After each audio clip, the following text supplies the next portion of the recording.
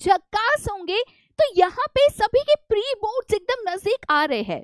Pre board जैसे ही नजदीक आते हैं एकदम दिल में ऐसे टेंशन, एंजाइटी, धक धक धक धक धक धक दिल ऐसे तेज धड़कने लगता है, क्योंकि जनरली प्री बोर्ड जब भी आता है ना तो एक माहौल सब बनने लगता है, एक रियलाइजेशन आ जाता है कि भाई अब तो बोर्ड्स नजदीक आ चुके हैं, बोर्ड एग्जाम्स नजदीक आ चुके हैं।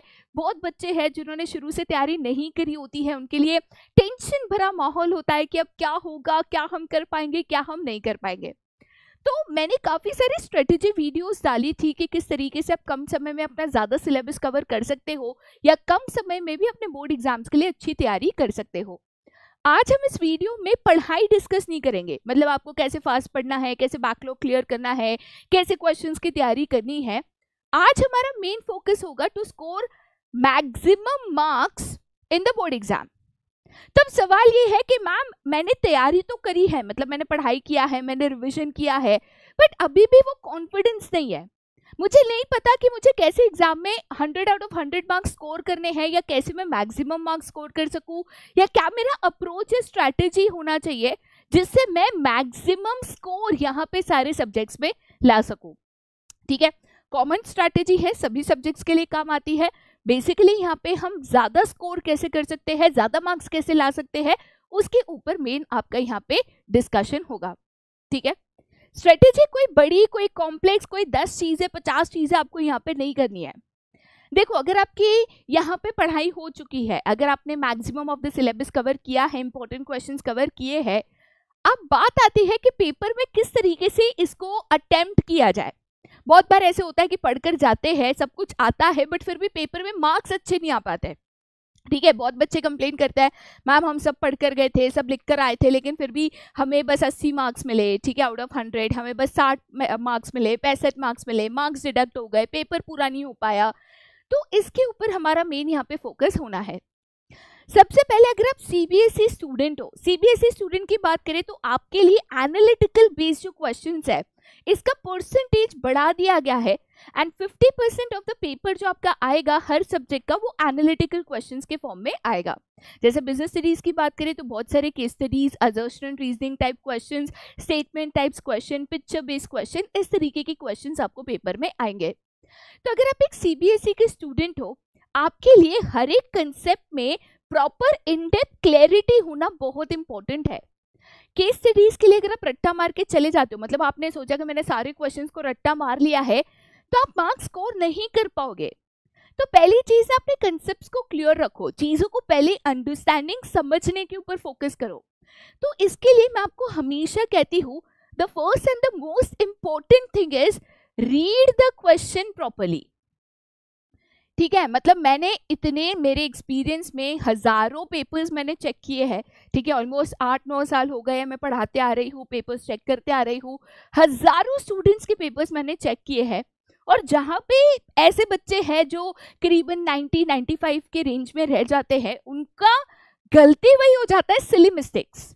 मतलब घाई घाई में क्वेश्चन पढ़ लिया, नोट नहीं पढ़ा, फॉल्स स्टेटमेंट देखना था मैंने वो नहीं पढ़ा। ठीक है, क्वेश्चन पूरा ना पढ़ना, घाई घाई में पढ़ना, गलत पढ़ना, ओवर कॉन्फिडेंस, ये चीज में 2-4 मार्क्स आपके रह जाता है। Always read the question carefully. Case study attempt करते हो, पहले क्वेश्चन पढ़ो फिर केस को पढ़ो। क्वेश्चन एक बार में ना समझ में आए, उसको 2 बार यहाँ पे पढ़ो, क्वेश्चन को सही से पढ़ना है। ठीक है, दूसरी इंपॉर्टेंट चीज जिसके ऊपर हम डिटेल में डिस्कशन करने वाले हैं, that is your paper presentation.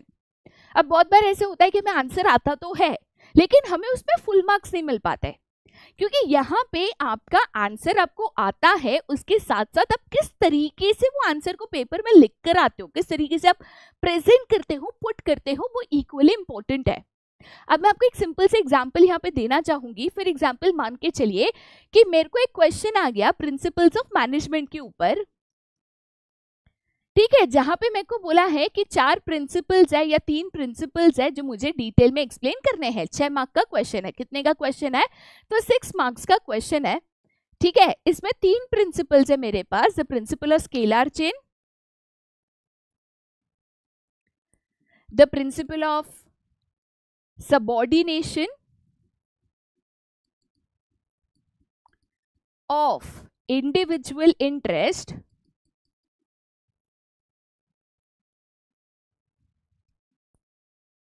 To general interest, and third principle जो मुझे एक्सप्लेन करना है that is the principle of authority and responsibility. ठीक है, मेरे को ये 3 पॉइंट्स है या 3 प्रिंसिपल्स है जिसको एक्सप्लेन करना है। इसके लिए मुझे 6 मार्क्स यहाँ पे अलॉटेड है। तो एक बेसिक आइडिया ये है कि तीनों के लिए basically 2 marks 2 marks and 2 marks यहाँ पे अलॉटेड है। ठीक है, अब अगर मैं ये as a student question attempt कर रही हूँ, सबसे पहले तो हमेशा आपका जो क्वेश्चन नंबर होना चाहिए, ये क्वेश्चन नंबर हमेशा करेक्ट लिखना जरूरी है। अगर आप क्वेश्चन नंबर रॉन्ग लिख देते हो, एज अ कैरेक्टर मेरे पास अथॉरिटी है, मैं आपको डायरेक्टली 0 मार्क्स दे दूँ। सेकेंड इंपॉर्टेंट चीज, जब मैं प्रिंसिपल्स को अटेम्प्ट कर रही हूँ, मैं अगर कोई भी थ्योरी पेपर को या इवन प्रैक्टिकल सब्जेक्ट्स में थ्योरी पार्ट होता है, तो अगर मैं कोई भी थ्योरी पार्ट को अटेम्प्ट कर रही हूँ, 2 चीजें हैं जो मुझे सबसे ज्यादा ध्यान में रखना है। एक तो मेरा एक्सप्लेनेशन का जो लेंथ है, एक्सप्लेनेशन का जो लेंथ है, मतलब नंबर ऑफ वर्ड्स जो आप इस्तेमाल करते हो, वो एज पर मार्क्स अलॉटेड होना चाहिए। मतलब अगर 2 मार्क के लिए एक पर्टिकुलर पॉइंट है तो मेरे एक्सप्लेनेशन का लेंथ उतना होना चाहिए। अगर 5 मार्क 6 मार्क का क्वेश्चन है तो एक्सप्लेनेशन का लेंथ उतना होना चाहिए। कम मार्क्स के लिए ज्यादा लिखना, ज्यादा मार्क्स के लिए कम लिखना, दोनों यहाँ पे आपके लिए हानिकारक है। ठीक है, तीसरी इंपॉर्टेंट चीज, जहां पे भी आप एग्जाम्पल्स कोट कर सको, हमेशा एग्जाम्पल्स देने की कोशिश करनी है। कहीं पे भी अगर मेरे को लगता है मैं एग्जाम्पल दे सकती हूँ, कोशिश करनी की हर क्वेश्चन में, स्पेशली जब 4 मार्क 6 मार्क क्वेश्चन होते हैं, एग्जाम्पल कोट करके आना है। ठीक है, नेक्स्ट, कहीं पे भी अगर आप एक रेलिवेंट डायग्राम या पिक्चर ड्रॉ कर सकते हो, जैसे इकोनॉमिक्स में बहुत सारे डायग्राम्स होते हैं, इवन अगर आप स्केलर चेन कहते हो आप डायग्राम ड्रॉ कर सकते हो, अथॉरिटी एंड रिस्पॉन्सिबिलिटी कहते हो आप डायग्राम ड्रॉ कर सकते हो, आपको ये करना चाहिए। ठीक है, अब इसका मैं एक नमूना आपको दे देती हूँ। जैसे कि फॉर एग्जांपल, मैं अगर प्रिंसिपल ऑफ स्केलर चेन यहाँ पे एक्सप्लेन कर रही हूँ, अगर मैं प्रिंसिपल ऑफ स्केलर चेन यहाँ पे एक्सप्लेन कर रही हूँ, ठीक है, तो सबसे पहले यहाँ पे मैं लिखूंगी scalar chain. Scalar chain means the chain of command और अथॉरिटी। ठीक है, इसको मैं पॉइंट्स में लिखने की कोशिश करूंगी। सेकेंड सब पॉइंट लिखूंगी, Henry Fayol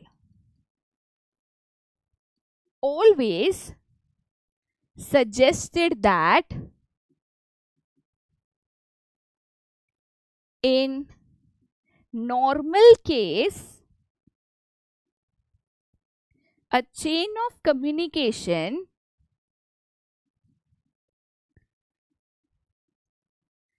should be followed।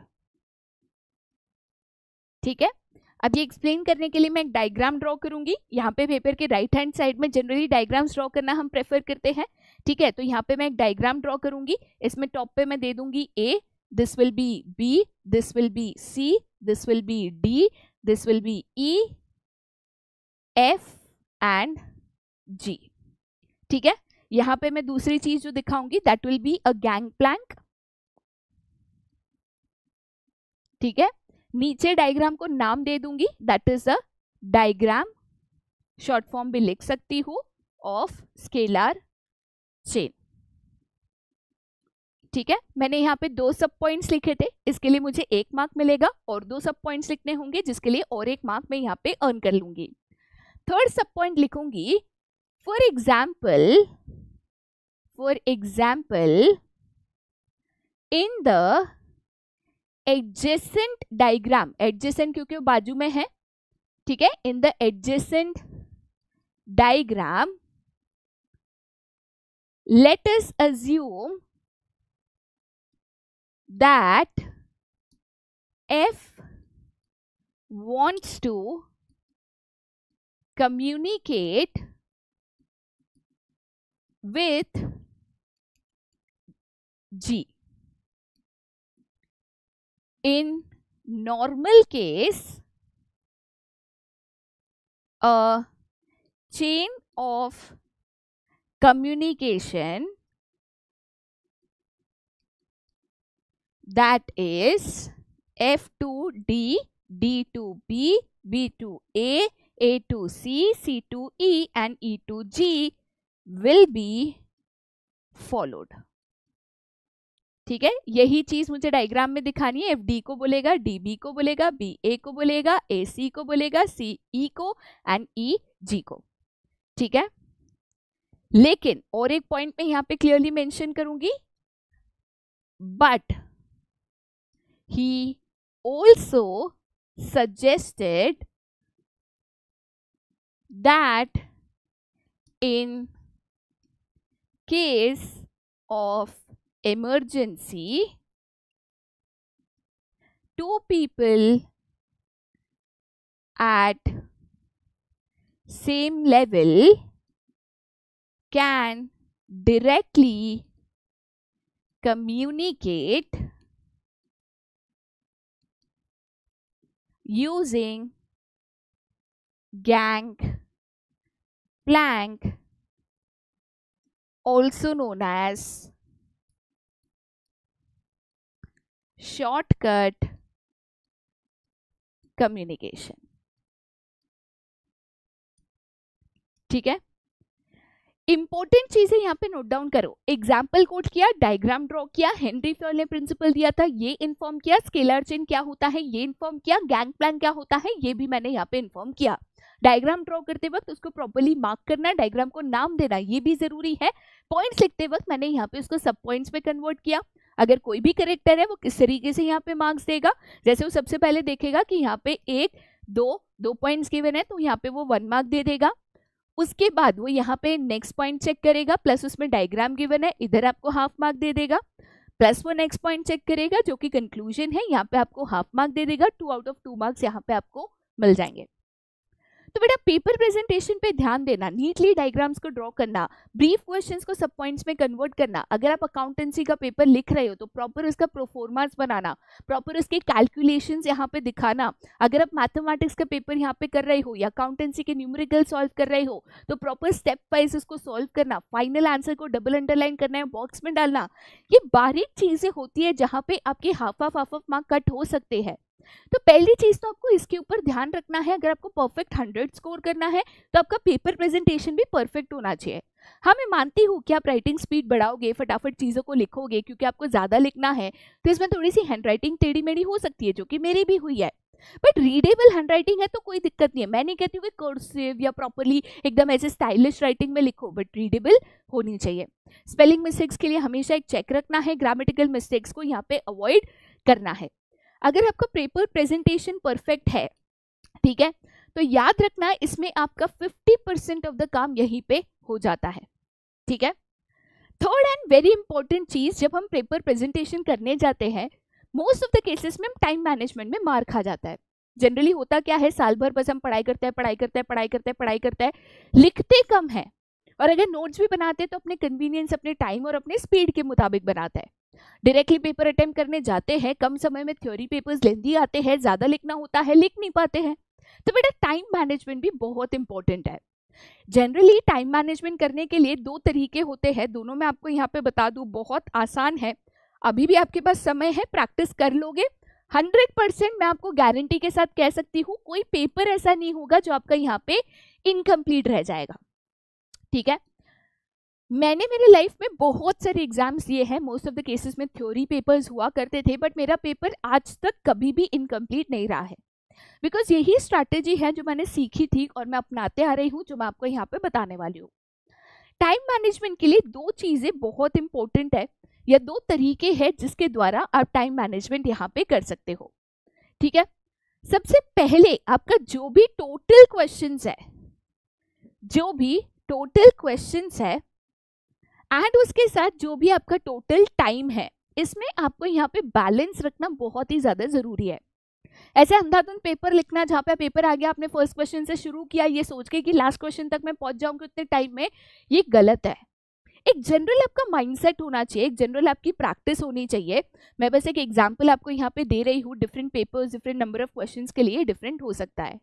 ठीक है, मान के चलिए एक एग्जांपल लेते हैं कि आपके पेपर में आपके टोटल 35 क्वेश्चंस है. ठीक है, टोटल आपके 35 क्वेश्चंस है. जहाँ पे पहले आपके 20 मार्क्स के मल्टीपल चॉइस क्वेश्चंस है, फिर आपके 3 मार्क्स के क्वेश्चंस है, 4 मार्क्स के क्वेश्चंस है एंड 6 मार्क्स के क्वेश्चंस है, राइट? मैं क्या करूंगी, मान के चलिए अगर लेटेस्ट से मेरे पास 3 आवर्स है टू अटेम्प्ट द पेपर, ठीक है, मेरे पास कितने आवर्स है, 3 आवर्स है टू अटेम्प्ट द पेपर। अब यहाँ पे ये 20 क्वेश्चंस के लिए मेरे को हार्डली 25 मिनट्स लगने चाहिए। मैं इसको +5 मिनट्स दे देती हूँ कि भाई कभी कभी क्वेश्चन डिफिकल्ट आ जाता है, समय लग जाता है एक्सेट्रा। जनरली मेरा पर्सनल प्रेफरेंस हुआ करता था मल्टीपल चॉइस क्वेश्चंस को एंड में अटेम्प्ट करना, कोई दिक्कत नहीं है, आप शुरू में करो एंड में करो, क्वेश्चन नंबर सही होना चाहिए। तो मैं जनरली इसको एंड में अटेम्प्ट करती थी क्योंकि कम समय में भी इसको फटाफट लिख सकते हैं, इसमें ज़्यादा समय नहीं जाता है। अगर मेरे को 30 के बदले इसको 20 मिनट्स में भी करना पड़ा मैं कर पाऊंगी, ठीक है। बाकी जो मेरे पास यहाँ पे 2.5 आवर्स बचे, 2.5 आवर्स यहाँ पे बचे, तो ये कितने मिनट्स हो गए, तो टोटल 150 मिनट्स हो गए, बराबर। 150 मिनट्स को यहाँ पे मैं इनमें डिवाइड कर दूंगी, ठीक है। तो मान के चलो यहाँ पे 50 मिनट्स, यहाँ पे 50 मिनट्स, यहाँ पे 50 मिनट्स। अब क्वेश्चन जो 3 मार्क के है इसको मैं घड़ी देखकर 50 मिनट्स के बदले 45 मिनट्स में कंप्लीट करने की कोशिश करूंगी। तो मेरे दिमाग में हमेशा कॉन्स्टेंटली ये जागरूकता रहेगी कि 40 मिनट्स हो गए, 5 मिनट में मुझे एक और क्वेश्चन लिखना है, जल्दी लिखूं जल्दी लिखूं जल्दी लिखूं, ठीक है। सिमिलरली मैं इसको भी 45 मिनट्स और इसको भी 45 मिनट्स में कंप्लीट करने की कोशिश करूंगी। यहाँ पे जो टोटल मेरे 15 मिनट्स बच गए इसको मैं लास्ट चेकिंग के लिए यहाँ पे रख देती थी, ठीक है। पेपर सबमिट करने से पहले पेपर को गो थ्रू करना, कहीं कुछ रह तो नहीं गया, कहीं क्वेश्चन नंबर तो गलत नहीं हो गया, इसके लिए मैं हमेशा कोशिश करती थी कि मैं लास्ट के 10-15 मिनट यहाँ पे बचा लो। कई बार तो ऐसे भी हुआ है कि मैंने एक आधा क्वेश्चन स्किप कर दिया है, मेरे ध्यान में नहीं आया है, क्वेश्चन पेपर ठीक से नहीं पढ़ा था, पीछे और एक क्वेश्चन था देखा नहीं था, properly fill in the blanks को अंडरलाइन नहीं किया था, मतलब इसने ना मेरे बहुत मार्क्स बचाए आखिरी के 15 मिनट ने। तो ये करना बेटा आपके लिए इक्वली इम्पोर्टेंट है। अगर आप इस तरीके से टाइम मैनेजमेंट करते हो, आई एम 100% श्योर पेपर कभी इनकम्प्लीट नहीं रहना है। दूसरी इंपॉर्टेंट चीज, right only as much as it is required. अब जनरली क्या होता है, जैसे कोई एक पर्टिकुलर क्वेश्चन है जो हम बहुत अच्छे से पढ़कर गए हैं, ठीक है, मेरे को क्वेश्चन बहुत अच्छे से आता है, 2 मार्क या 3 मार्क का क्वेश्चन है, तो मैं उसको 6 मार्क्स जितना यहाँ पे 1.5 पेज का आंसर लिख के आ जाऊंगी।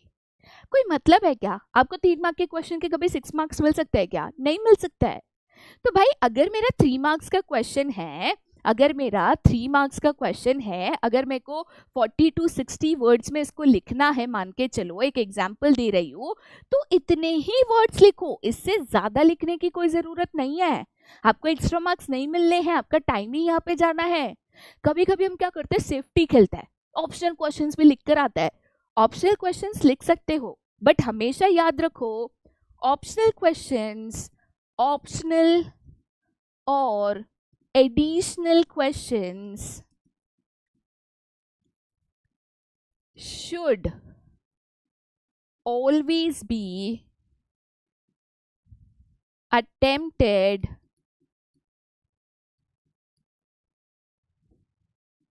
लास्ट। सबसे आखिर में इसको अटेम्प्ट करना है। आप शुरुआत में ऑप्शन क्वेश्चंस लिख रहे हो, लास्ट में आपके 6 मार्क के क्वेश्चंस रह गए, कोई लॉजिक है? नहीं है। तो ऑप्शन क्वेश्चंस को हमेशा लास्ट में लिखो। अगर 2 क्वेश्चंस है, दोनों के बीच में ऑप्शन है, वो क्वेश्चन चूज करो जिसको प्रॉपरली अटेम्प्ट कर सकते हो, जिसमें ज्यादा स्कोरिंग के चांसेस होते हैं, उनको चूज किया करो। तो बेटा अगर आप ये स्ट्रैटेजी अपनाओगे, अगर आप इसकी प्रैक्टिस करोगे, अभी भी एक आधा लास्ट ईयर का क्वेश्चन पेपर ले लो, टाइमर लगा लो, टाइमर लगा के उसको कंप्लीट करने की कोशिश करो, सेम स्ट्रैटेजी इस्तेमाल करो, 3 से 4 पेपर सॉल्व करोगे ना, आई कैन 100% अश्योर आपका पेपर कभी इनकम्प्लीट नहीं रहेगा। ठीक है, तो बेटा ये 3 ही चीजें हैं जिसके ऊपर आपको ध्यान रखना है। 100 out of 100 स्कोर करना even in theory subjects is possible, 100% possible है। बस आपको ये स्ट्रैटेजी जो है, ये माइंडसेट जो है, आपको इसके साथ तैयार करके एग्जाम में जाना है, कॉन्फिडेंस लेवल रखना है, एंजाइटी को अपने ऊपर हावी होने नहीं देना है। ठीक है, तो इसी के साथ बेटा आज का जो वीडियो है मैं यहीं पे ख़त्म करती हूँ। अगर आपको लगता है कोई एक पर्टिकुलर वीडियो आपको प्री बोर्ड्स या उसकी तैयारी के लिए चाहिए जो आपकी मदद कर सकता है, मुझे नीचे कमेंट सेक्शन में ज़रूर बता देना। बाकी आज के लिए यहीं पे tata bye bye, see you and take care.